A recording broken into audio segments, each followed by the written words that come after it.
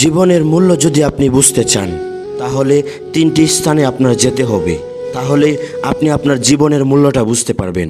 আপনার জীবনটা কীরকম সেটা আপনি জানতে পারবেন। আপনি কতটুকু সুখে আছেন এবং কতটুকু দুঃখে আছেন আপনি সব নির্ণয় করতে পারবেন যদি এই তিনটি স্থানে আপনি যান। এক নম্বর হচ্ছে হসপিটাল।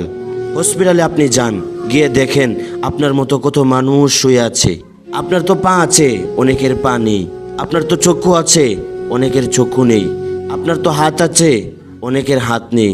আপনি তো পুরোপুরি সুস্থ আছেন, কিন্তু অনেক মানুষ আছে যারা অসুস্থতার কারণে বছরের পর বছর হসপিটালে শুয়ে আছে। 2 নম্বর হচ্ছে কবরস্থান। আপনি কবরস্থানে গিয়ে দেখতে পারবেন কত মানুষ আপনার মতোই বেঁচে ছিল। আপনি যেরকমভাবে কোনো সময় কল্পনাও করতে পারেন নাই যে এখন আপনার মৃত্যু হবে, ঠিক তেমনি যারা কবরস্থানের মধ্যে শুয়ে আছে তারাও এক সময় চিন্তা করতো যে আমাদের এখন মৃত্যু হবে না, আজরাইল আমাদের সামনে দাঁড়াবে না। তারাও আপনার মতো বেঁচে ছিল, তারাও আপনার মতো দাম্ভিকতার সাথে এই দুনিয়ার মধ্যে ছিল। এভাবে চলতে ছিল, হঠাৎ করে আজরাইল তাদের সামনে দাঁড়িয়ে যায়। তারা কল্পনাও করতে পারে নাই যে এই সময় আজরাইল তাদের সামনে দাঁড়িয়ে যাবে। যখন আজরাইল তাদের সামনে দাঁড়িয়ে গিয়েছিল তারা তখন হতভম্ব হয়ে গিয়েছিল আর বলতেছিল, আজরাইল তুমি মনে হয় ভুলে আমার কাছে চলে এসেছো। আমার তো এখনো সময় হয় নাই, আমি তো এই করতে পারি সেই করতে পারি, তুমি মনে হয় ভুলে আমার কাছে চলে এসেছো। এভাবে সে কল্পনাও করতে পারে নাই আজরাইল তাদের সামনে গিয়ে দাঁড়িয়ে যাবে। কিন্তু আজকে কবরের বাসিন্দা হয়ে শুয়ে আছে, চাইলেও আর কবর থেকে উঠে এই দুনিয়ার আলো বাতাস দেখতে পারে না।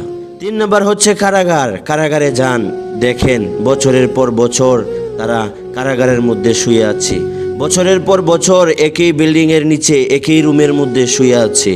চাইলেও দুনিয়ার আলো বাতাস দেখতে পারে না, চাইলেও আত্মীয় স্বজনদের সাথে দেখা করতে পারে না, চাইলেও নিজেদের শখের বাড়িটা দেখতে পারে না, চাইলেও নিজের গ্রামটা দেখতে পারে না। এই 3টি স্থানে যদি আপনি যান, গিয়ে দেখতে পারবেন আপনি কতটা সুখে আছেন।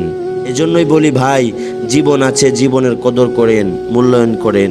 এই দুনিয়াতে বেঁচে আছেন, আগামীকাল যে বেঁচে থাকবেন কোনো গ্যারেন্টি নাই। আগামীকাল অন্ধকার কবরের বাসিন্দাও হয়ে যেতে পারেন। এই জন্যই জীবন যেহেতু আছে, আখেরাতের সামানা অর্জন করেন, আখেরাতের জন্য প্রস্তুতি নেন।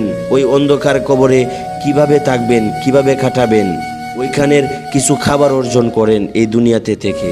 আল্লাহ তাআলা আমাদেরকে আমাদের জীবনটাকে মূল্যায়ন করে আখেরাতের সামানা অর্জন করে মৃত্যুবরণ করার তৌফিক দান করুক।